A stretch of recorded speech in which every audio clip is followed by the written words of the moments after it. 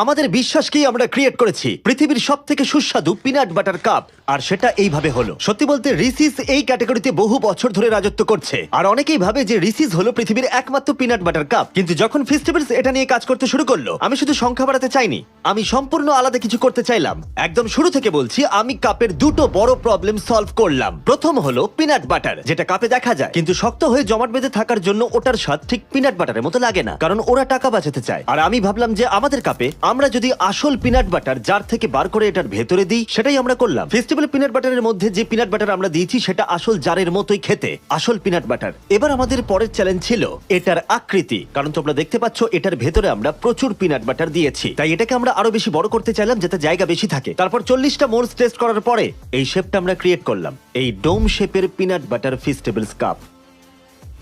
যেমনটা তোমরা দেখছো এর ভেতরে অনেকটা পিনাট বাটার রয়েছে। এটা হাই কোয়ালিটি ফেস্টিভ্যাল চকলেট।